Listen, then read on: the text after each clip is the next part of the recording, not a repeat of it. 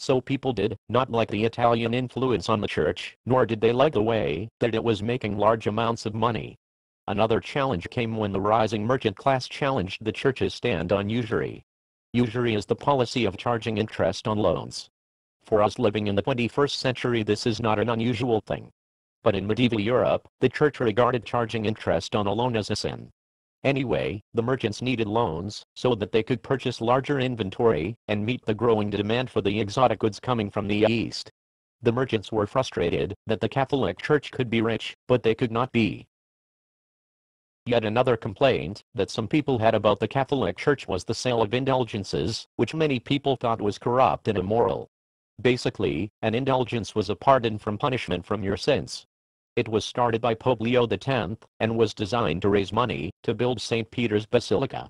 It worked because most people who have money have probably gained it in some immoral way, and as everyone was concerned about getting to heaven, then being able to buy forgiveness was a good option. As long as you could afford it. The trouble was that not everyone could afford it.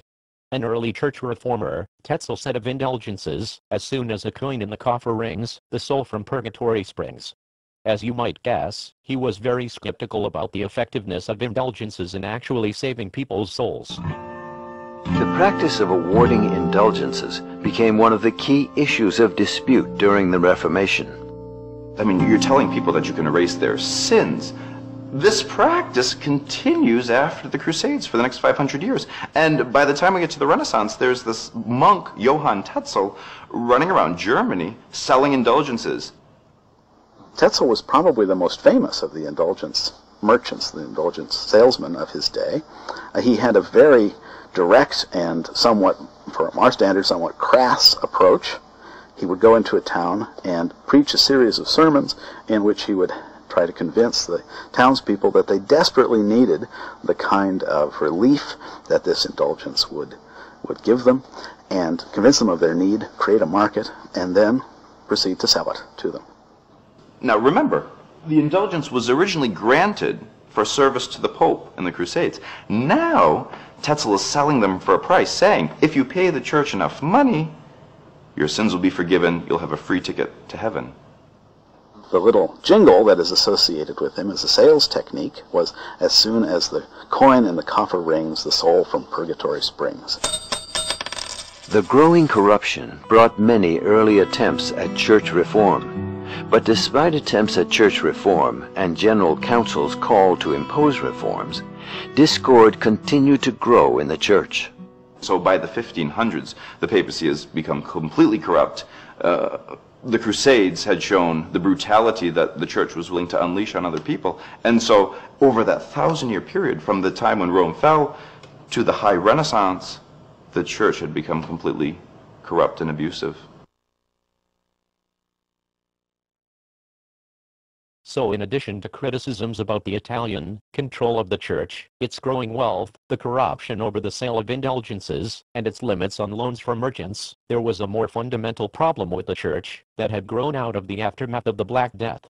If you recall, the Black Death began in 1347 and swept through Europe, killing between 1/4 and 1/3 of the population. It effectively ended feudalism, led to the rise of towns and the growth of the middle classes. The constant exposure to death led people to think twice about their place in the world. The Black Death planted a seed of doubt in people's minds, and it led to the rise of secularism, humanism, and other Renaissance movements. This rise in secularism directly threatened the control of the Catholic Church in Europe.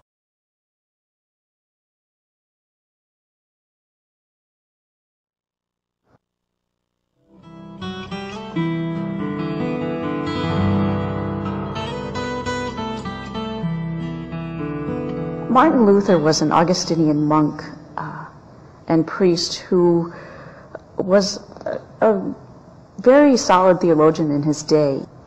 He had some issues with the church of his day. The order that he was a member of was more strict, so he wasn't caught up in the variety of indulgences and corruptions that were going on. Luther developed new ideas opposed to the church. He rejected the authority of the Pope, and like Wycliffe and Huss before him, set up the Bible as the sole source of Christian truth. He denied that priests had any power that laymen did not have. In 1517, Luther compiled his 95 Theses, or statements, of his beliefs about the state of the Church and posted them on the door of Wittenberg Cathedral. Luther says in the Theses that if the Pope can do this, if the Pope has the power to forgive the sins of the faithful in this way, and can do so for a fee, why doesn't he emulate Christ and do it for free? That's the really subversive part of the 95 Theses, is that Luther hits the papacy in the pocketbook by saying that it is abusing sacred things. It is really trafficking in holy things for profit. The Church insisted that Luther recant what he had written and apologize for his other perceived discretions against the Church. He refused. So he went for this trial, but it really wasn't a trial. And what happened was they had all of his documents there, and they said, recant or you're excommunicated. Take it back and say you didn't really mean it, or you're out. And he said, this assembly has no authority. The Bible is the only authority. The Church excommunicated him.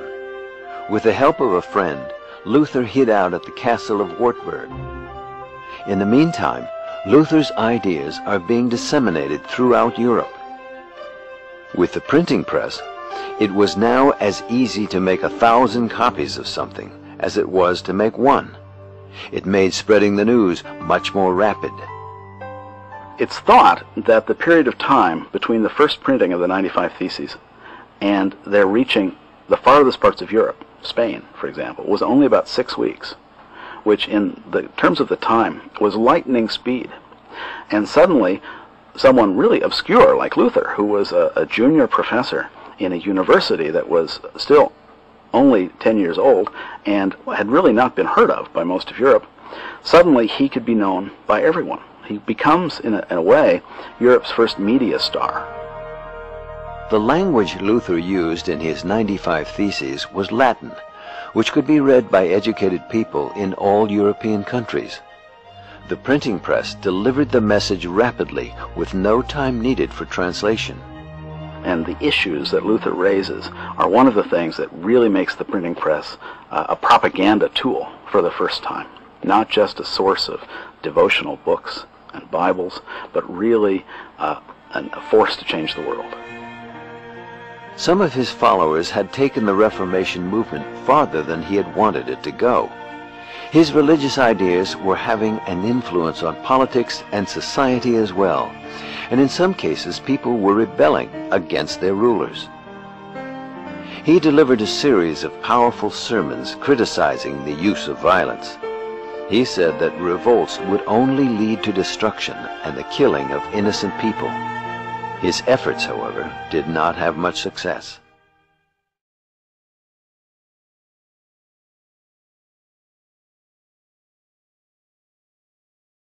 It was all of these problems put together that led to a growing call for a change in the way that the Catholic Church operated. So who were the leaders, and what were their beliefs? Why did they establish the Protestant faith? The first person we need to know about is Martin Luther. Luther was responsible for accidentally establishing the Lutheran tradition. He was a German Catholic monk who wanted reform in the church. He did not want to start his own denomination, he just wanted some of the bad things the church was doing to end. Luther wanted, in particular, to abolish the selling of indulgences, the mixing of politics and religion. He called for the church to be less greedy, and he wanted to have any sinful priests, popes, and bishops sacked.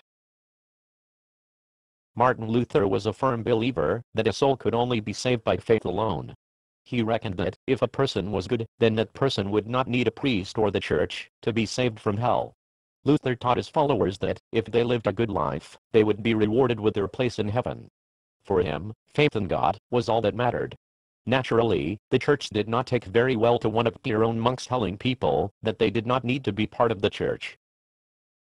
Luther did not end his radical ideas there, though. No, he continued with the idea that the Bible is the final authority on anything religious, not the church and the clergy, priests and such. He embraced humanist values, and stated that men should read the Bible for themselves, and develop their own understanding.